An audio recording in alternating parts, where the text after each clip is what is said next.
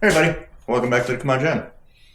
We are just making a little bit of lunch and want to talk to you guys a little bit about this week's video ahead of time.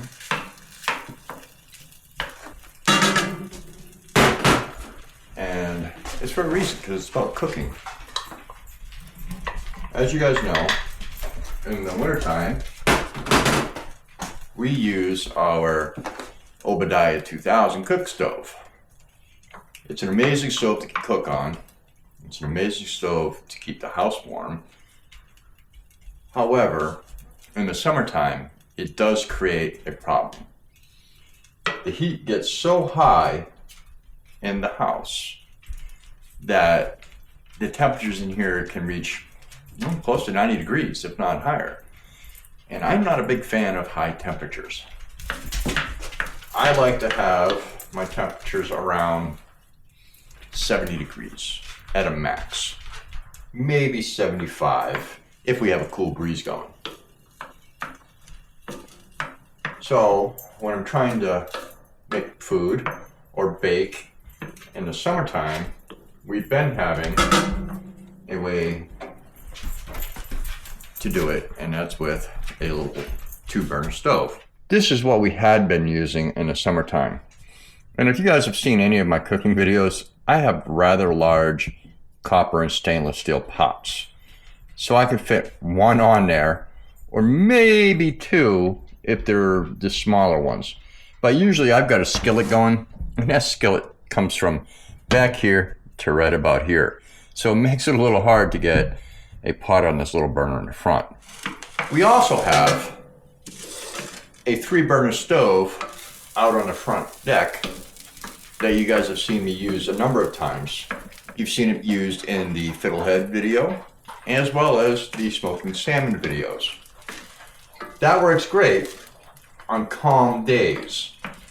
When it gets windy, because the porch is unprotected from the wind currently, it blows out the flame, or it messes with it where it goes way low, and then I gotta watch my pressure gauge on top of the pressure canner.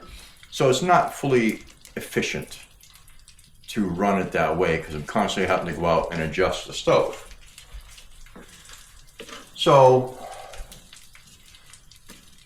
when Sarah and I first moved here, we were thinking about a certain type of stove besides the Obadiah for cooking in the off seasons. We had a specific design and style we both liked, and Sarah and her husband, before his passing, collected certain types of stoves. And I've always been interested in those type of stoves as well. And that's what this video is about this week. We've been searching high and low here in Alaska for this type of stove, and we could not find one. And guess what? We finally found one.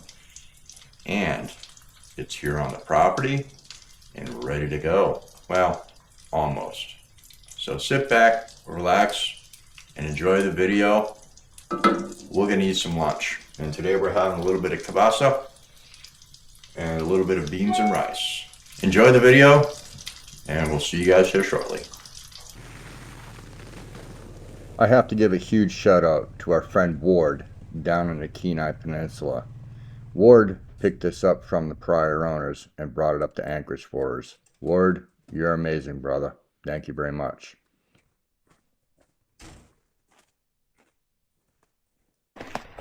Alright, so this is the new propane stove from the 1920s. It does need work. It needs a lot of cleaning and possibly some restoration in some spots.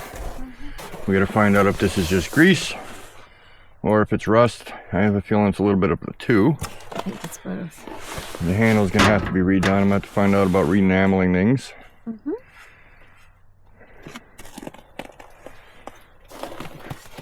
But the folks it does not come out. The folks we got this from have been using it, so it shouldn't be that bad. I think I can restore this thing just fine. This piece is not. Be really careful with the legs. Yes, I know. They're dainty looking. Yes or no, sir? Yes.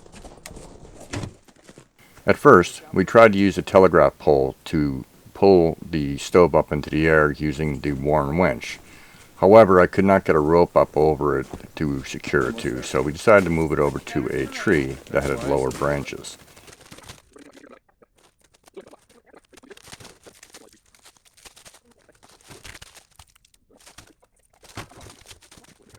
Okay, one little bit more.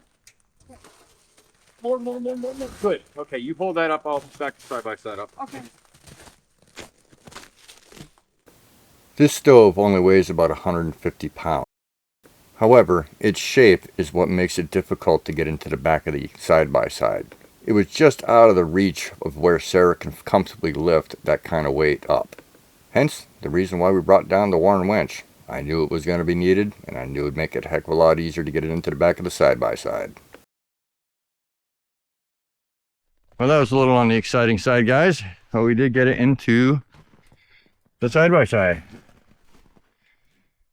Now we've got to get it back to the house. Back in a few.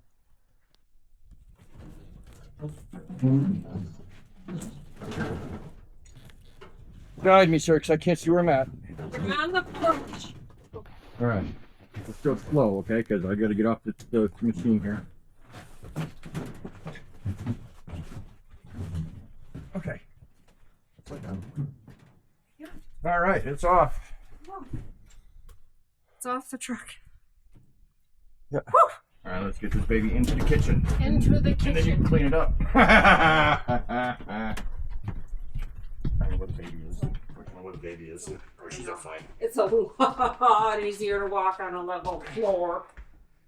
Start swinging. Yep. And then go to your left. All right, sir. I'm going to hand you the bowl. My mixer. Okay. Very good. By baking station. Goodbye, baking station.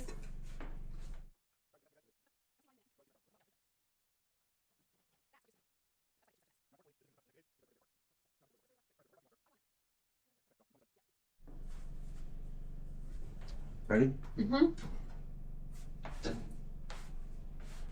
Keep going. Yeah, I'm done. Okay. Now you can just step back. Yep. Figure out where you want it exactly. I figure exactly. And it can go. Good. Can it go back against the wall a smidge more? Hang on. Just a little bit. Good. Right as far back as you want to get it. Bring your or let me in there for a second. It's not touching. No, I know, but I don't want it to I'm trying to touch. keep a certain distance off the wall. Yeah, I don't want it to touch. Oh, yeah, I think that's much better. There we go. Yes. All right. So as you can see, the stove has been cleaned up a lot. There are a few issues. The door has been mangled, as has that handle.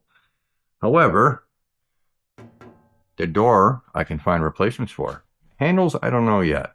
I will find out. I also need a spring. So right now we have a magnet holding it closed, so it stays shut. So this winter, I need to pull this panel off here to get access to the inside. Once I have access to the inside, I can put the spring back on that is on the side, and I'm hoping that'll be enough to hold the door closed, because I don't know if I'll be able to find a spring for the other side. I will look, but next winter's project is going to be totally ripping this thing apart and restoring it 100%. Everything's going to get cleaned up.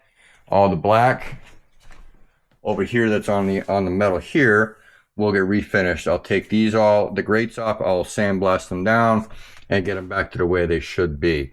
Unfortunately, the one thing that we were hoping it would be here was the teapot warmer, which should go right there, and unfortunately it is not there, and I don't know if we're going to be able to track one down. The other thing I'd like to find for this also is the door that goes right here, and find out what all this other spacing is for down here. There's like a little shelf here with little triangles that do something. It looks like it locks something in. But this is all stuff we have to find out and then see if we can find the parts for. Currently, the stove is not hooked up because I need a different fitting.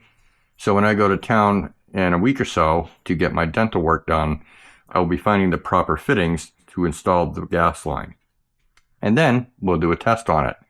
So once we have it all done, I'll do a quick video of us using this stove.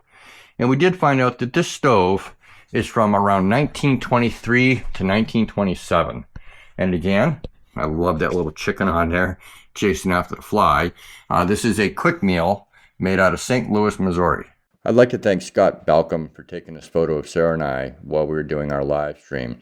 It's kind of cool to show off the behind the scenes that you guys can't see what's around us and stuff like that during the live. Well, that's it for this week, guys. Sarah and I both appreciate you all showing up and watching the video. If you can, leave a comment, hit the thumbs up, make sure you're subscribed and put notifications on, and share it out if you really like the video. We greatly appreciate it, and it does help with YouTube. And don't forget, we do have a live on November 9th, so make sure you have notifications on so you don't miss it.